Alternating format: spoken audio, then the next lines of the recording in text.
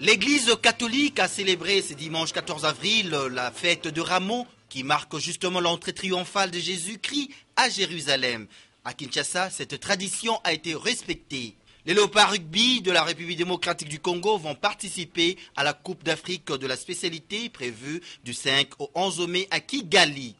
Dans cette édition, nous revenons sur le fait qui ont marqué l'actualité au courant de la semaine. Antenne 1, le journal Eric Mboulamossi.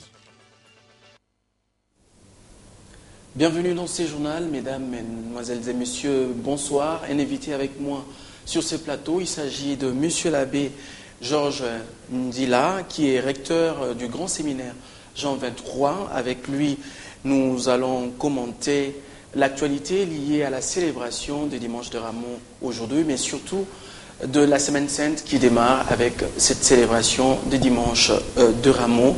Monsieur l'abbé Georges Ndila est aussi curé de la paroisse Saint-Léon-Paul. Bonsoir monsieur l'abbé. Bonsoir monsieur le journaliste. Merci d'être avec nous ce soir. Je reviens à vous tout à l'heure.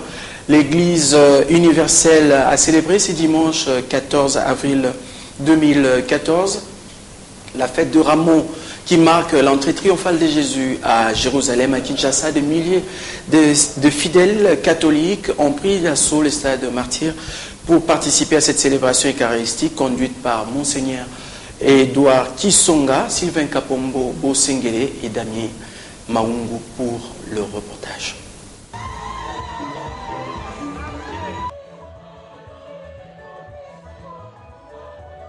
Le numéro 1 de l'Église catholique de la RDC a invité les jeunes garçons à renoncer à certains comportements de violence, tels que les phénomènes Kuluna, la consommation de boissons alcoolisées et même la drogue.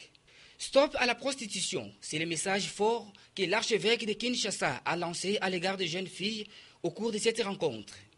Il a en outre remercié tous les fidèles pour l'avoir soutenu par la prière tout au long de son jubilé d'or.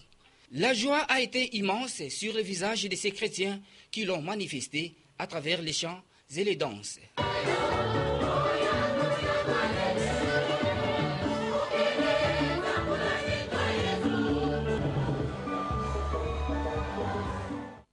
À la paroisse Sainte-Élisabeth de Pompage dans la commune de Mongafula, les fidèles ont également célébré cette fête de Rameau dans l'assistance Sylvain Kapombo Bosengele pour le compte d'Antenne.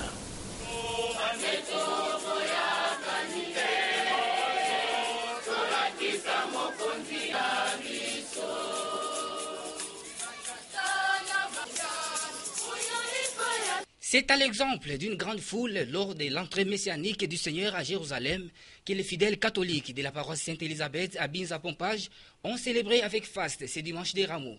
De la grotte où s'est déroulée la possession, chaque fidèle s'est souvenu de la passion de Jésus-Christ qui a sacrifié sa vie jusqu'à mourir sur la croix en accomplissement de la parole de l'Évangile. Dans cette célébration eucharistique, l'officiant du jour a expliqué à l'Assemblée les sens que l'Église accorde à ces grands événements. Depuis notre salut, depuis que Jésus est entré dans le processus qui l'amène à sa mort et à sa résurrection. Donc c'est pour nous une grande occasion de commémorer, disons, ce mystère de salut pour nous apporter partout. Bien avant, le père Lungoy, des missionnaires de Sketch, a dans son homélie invité les fidèles à avoir une nette conviction que Jésus-Christ reste le seul Seigneur et Sauveur de toute l'humanité. Il faut dire qu'après la fête des Rameaux, intervient la Semaine Sainte qui se clôture par la Pâque où les chrétiens catholiques ainsi que les autres célébreront la résurrection du Christ. Monsieur l'abbé Georges, je reviens donc à vous pour parler de cette célébration d'aujourd'hui. Quel est le sens que vous accordez à cette célébration de Rameau? Le sens, c'est que la célébration de ce dimanche de Passion, qu'on appelle aussi Rameau, montre le début de l'orientation finale du carême. Le carême est destiné à célébrer la résurrection du Seigneur comme moment clou de la vie chrétienne. Alors cette célébration de la résurrection, nous savons que la résurrection commence par, c'est la passion, mort et résurrection. Et cette passion commence par l'entrée à Jérusalem. Voilà pourquoi nous refaisons ce que le Seigneur a fait, son entrée à Jérusalem de gloire. Il a pris courage pour aller mourir et finalement ressusciter. Donc, nous allons revivre pendant ce temps les grands moments pour dire que le carême tendait vers cela. Et justement, en parlant de ce grand moment, de ce temps fort de l'Église, il y a le Triduum pascal, mais pourquoi rajouter encore aujourd'hui de moments qu'on appelle temps fort dans l'Église, au moment où les chrétiens ont déjà célébré cette passion et aussi ils ont eu le temps de se préparer à la célébration de la grande fête de Pâques. Pourquoi revenir encore sur ces temps forts? On ne répète pas tellement les choses, mais le temps de la Semaine Sainte, il y a l'aspect historique et l'aspect spirituel et théologique. L'aspect historique voudrait dire que tout ce que nous faisons est parti de quelque part à un moment donné. Voilà pourquoi, dans une semaine, nous essayons de condenser. Par exemple, nous célébrons l'Eucharistie, mais un jour, le Seigneur a institué cette Eucharistie-là. Pour en avoir une intelligence profonde, nous faisons un pas pour dire que, voilà, ce jour-là, nous célébrons, pour savoir d'où est partie la célébration de l'Eucharistie. Il y a la force de la croix dont parle beaucoup Saint Paul. Nous savons qu'il y a un moment où le Christ était crucifié. Donc, dans une semaine, nous allons condenser les moments forts de la foi chrétienne.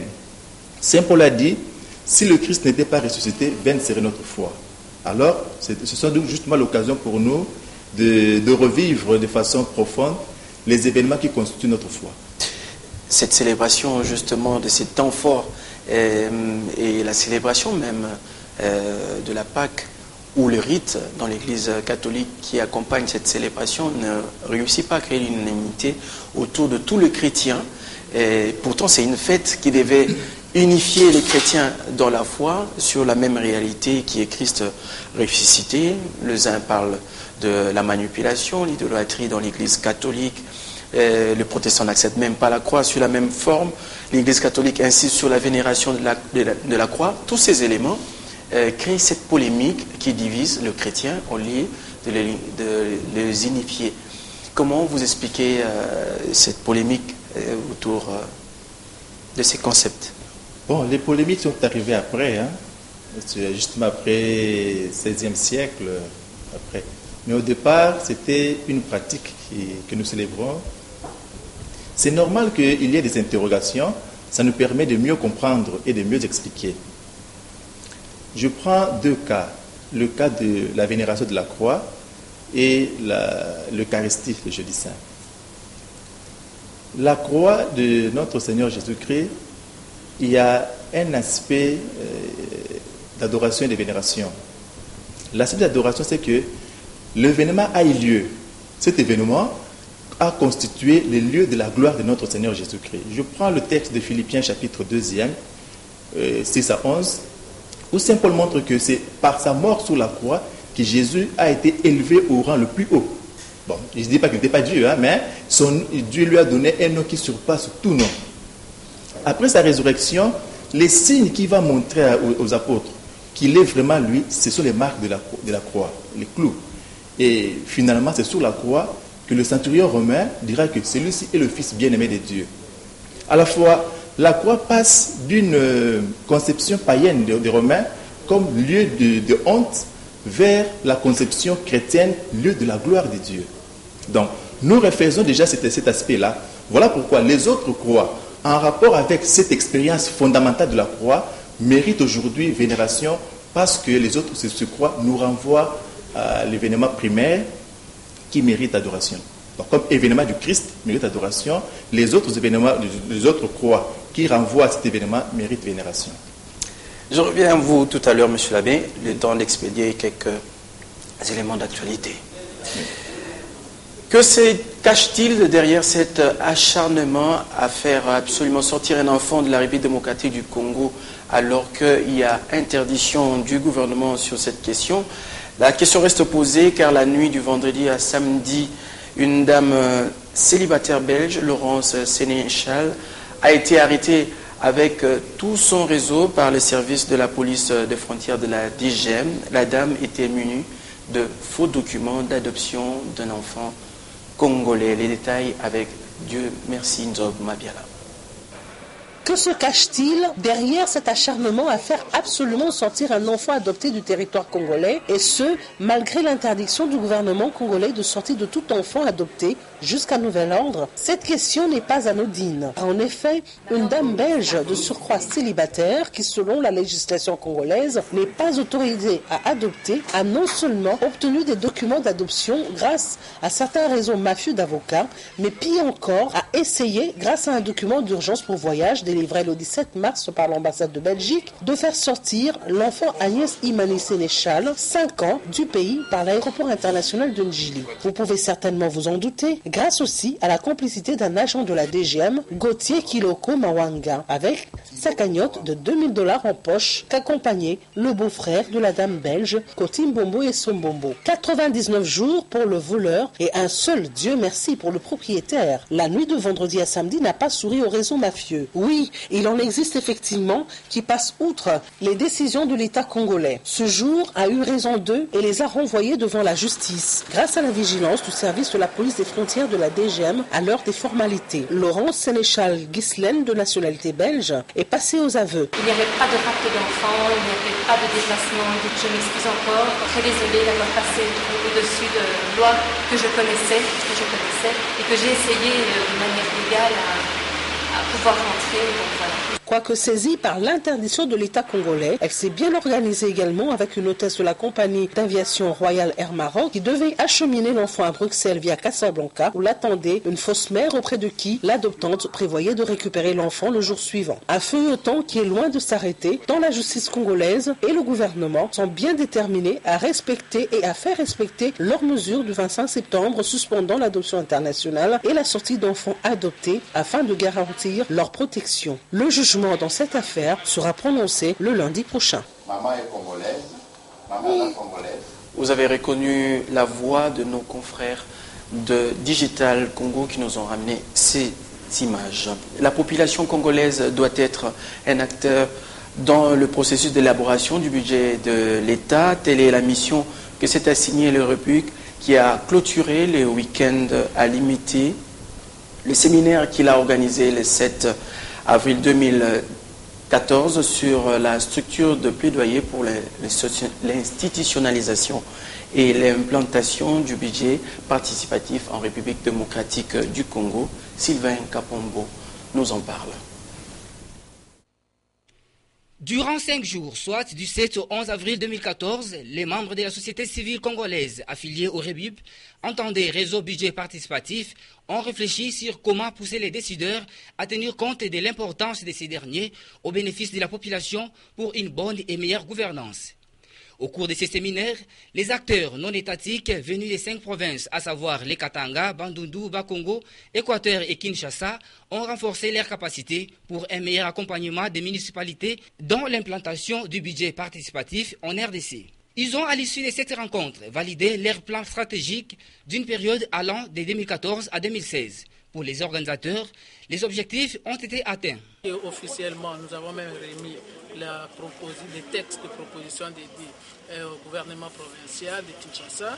Et il y a aussi les députés provinciaux qui l'ont eu, et voire même au niveau des provinces, pour que les budgets soient réellement une réalité et qu'en prenant les édits, ça va permettre à ce que le processus puisse avancer.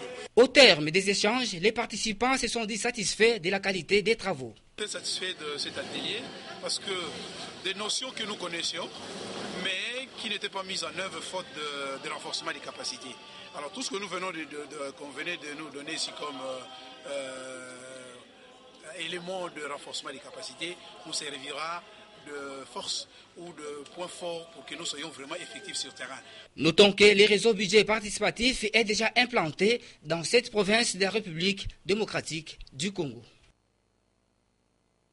Les rideaux sont tombés sur la première rencontre citoyenne de la ville de Kinshasa durant 3 jours, soit du 10 au 12 avril. Les différentes plateformes de la société civile de la République démocratique du Congo, en collaboration avec la Maison de laïcité, ont eu des échanges sur les thématiques qui touchent à la vie de la population congolaise. José Moussangana nous en parle. Tout est bien qui finit bien, c'est le cas de le dire avec les premières rencontres citoyennes qui se sont penchées sur les différentes thématiques qui touchent à la vie de la population congolaise, à savoir les sociales, les enjeux électoraux et la gratuité de l'enseignement primaire sur toute l'étendue de la République. On a partagé sur les différentes thématiques relatives aux enjeux électoraux, au social et j'en passe. Les élections doivent être vraiment très transparentes et démocratiques comme nous les souhaitons. Ces genres de rencontres visent la conscientisation du peuple congolais afin qu'il devienne maître de son destin. C'est dans cette optique que le pouvoir public pourra, avant de prendre des décisions, tenir compte de desiderata du souverain primaire. C'est ça, la démocratie. En sport, du 5 au 11 mai 2014, les Léopards rugby vont participer à la Coupe d'Afrique sur la deuxième division de Kigali. Les différentes séances d'entraînement sont supervisées par la direction technique nationale de la Fédération congolaise de rugby, Ndaye Ilambouchi, pour le reportage. Un match de la Coupe d'Afrique Zone Sud, deuxième division, prévu du 5 au 11 mai 2014 à Kigali au Rwanda, les Léopards seniors rugby de la RDC se préparent intensement en vue de faire bonne figure. Les différentes séances d'entraînement marathon se poursuivent au stade de chaque club et à l'inspection générale de la police nationale de la RDC, dans la commune de Lingwala.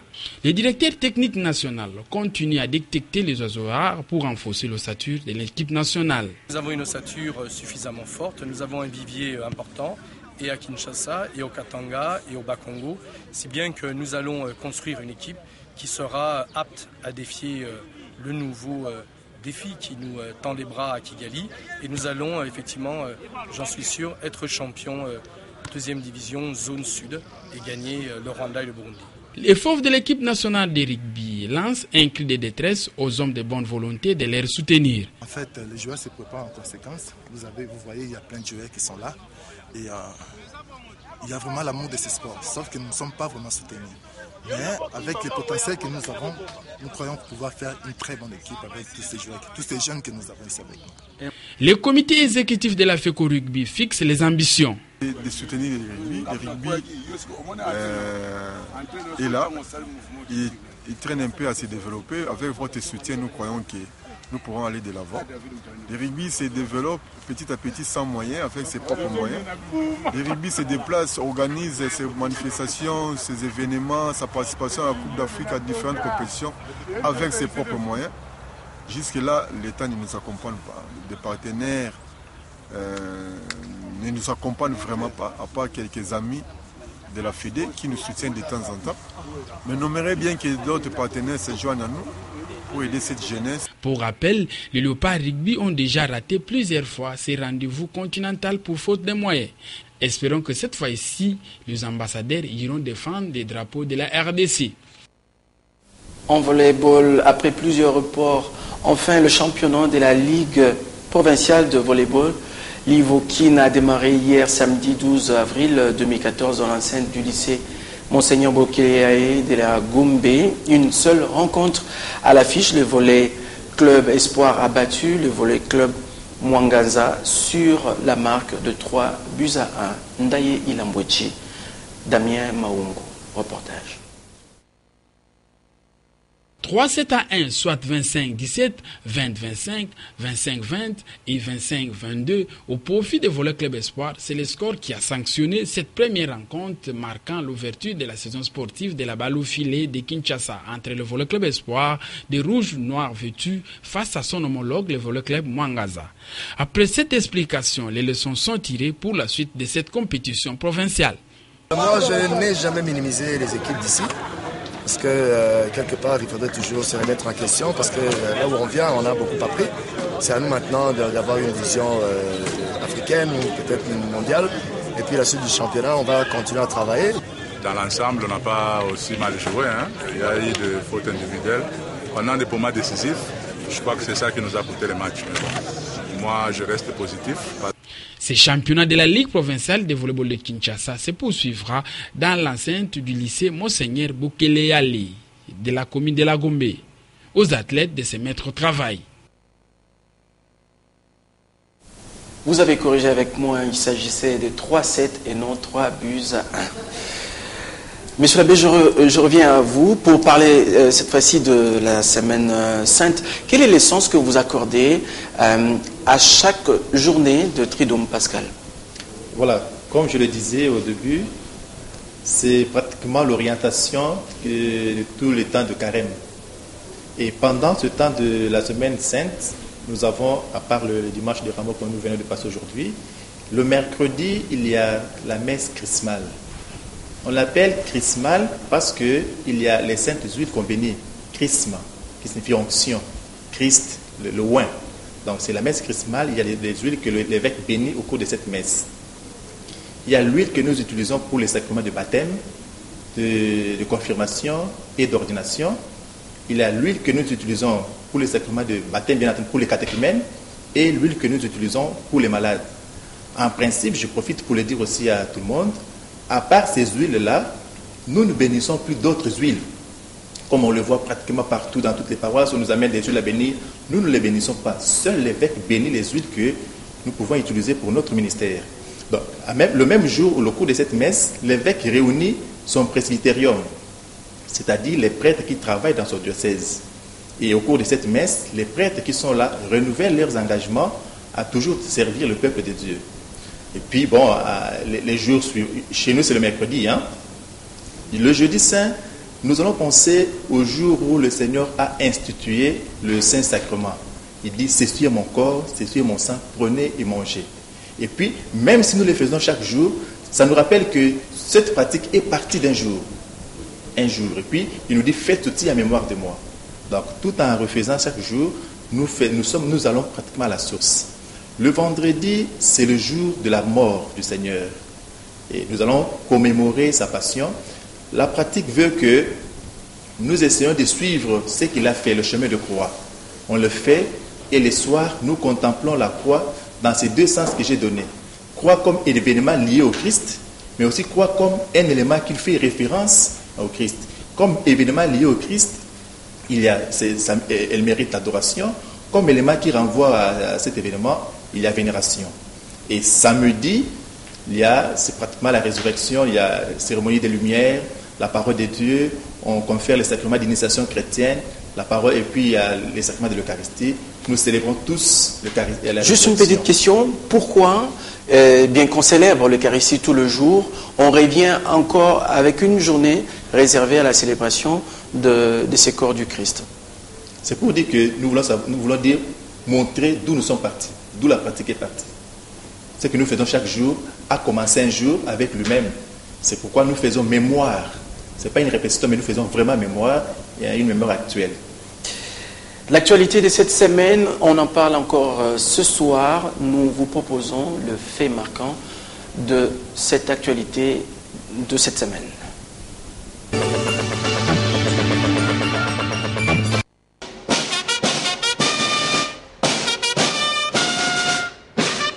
Au 19 avril 2014, le magistrat civil et militaire de la République vont réfléchir sur l'avenir de l'appareil judiciaire congolais à l'occasion de l'Assemblée générale du Conseil supérieur de la magistrature.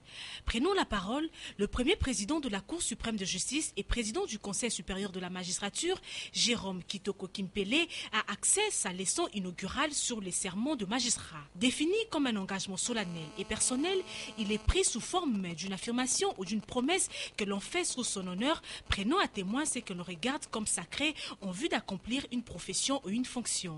Cependant, le président de la Cour suprême de justice a affirmé que les violations du serment de magistrat sont légion et le Conseil supérieur de la magistrature s'engage en la faveur des moyens qui seront mis à sa disposition et en exécution des recommandations de concertation nationale à faire tourner à plein régime les chambres des disciplines.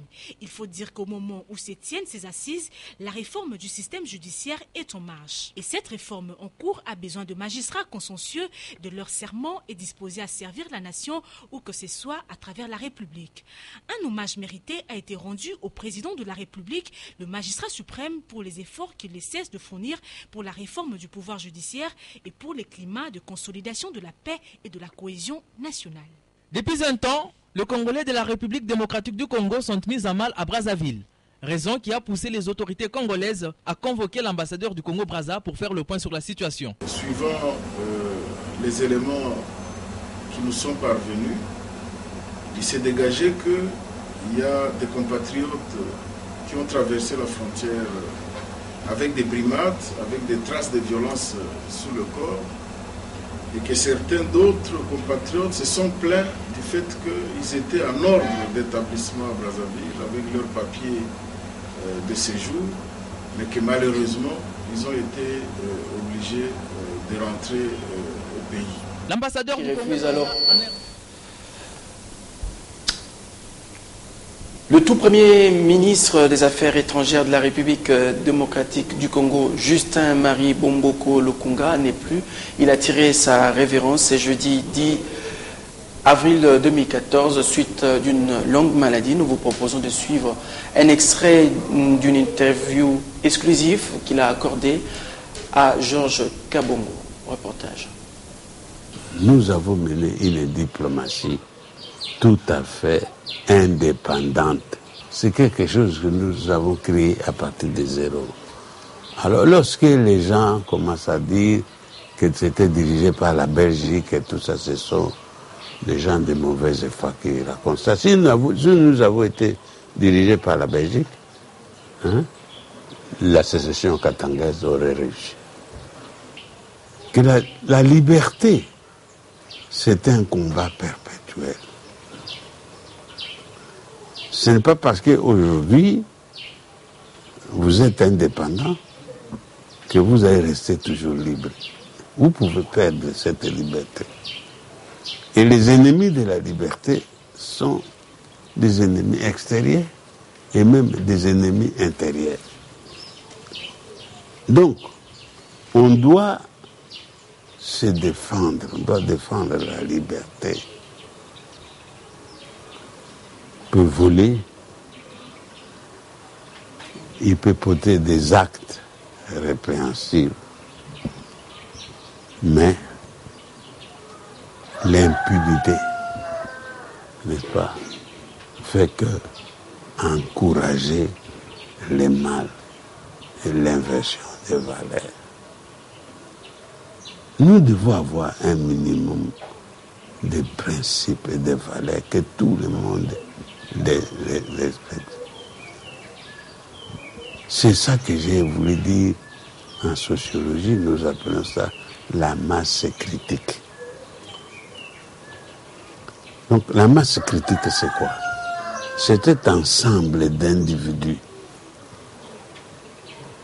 qui prêchent l'excellence et qui se mettent ensemble pour dire nous allons imprimer une nouvelle manière de vivre qui respecte certaines valeurs. Par exemple, le respect des biens sociaux. Qu'on ne peut pas lapider les biens sociaux, les détourner à son profit personnel. Il faut que si nous possédons cette masse critique, on voit que les choses vont changer. Et le groupe de Binge a constitué cette masse critique. Alors, je crois que pour sortir de nos difficultés, nous pouvons en sortir. Il faut que l'élite joue son rôle. Monsieur l'abbé, terminons déjà ce journal. Et quel message que vous pouvez lancer aux chrétiens catholiques de Kinshasa pour ces temps qui nous conduit à la célébration de la Pâque? Je les invite à vivre avec beaucoup de foi les événements majeurs de cette semaine et surtout à y redécouvrir le message qui y est contenu. En même temps, je formule que le souhait de voir que la Pâque soit fructueuse pour tous les chrétiens, catholiques ou pas catholiques. On a remarqué aussi dans la célébration d'aujourd'hui l'absence du cardinal. Ça se justifie par quoi? Bon, nous savons que le cardinal a beaucoup de charges à Rome il est dans la commission des 8 cardinaux qui aident le pape à réformer l'Église entière. Donc ils avaient commencé une session de travail et qui s'est prolongée et il est rentré aujourd'hui même le soir. Donc pour ne pas handicaper le programme, il a préféré que le programme soit maintenu. Il était de cœur avec l'ensemble de la communauté chrétienne de Kinshasa. Merci d'avoir accepté de répondre à notre invitation. C'est moi qui vous remercie. C'est la fin de ce journal. Merci de nous avoir suivis.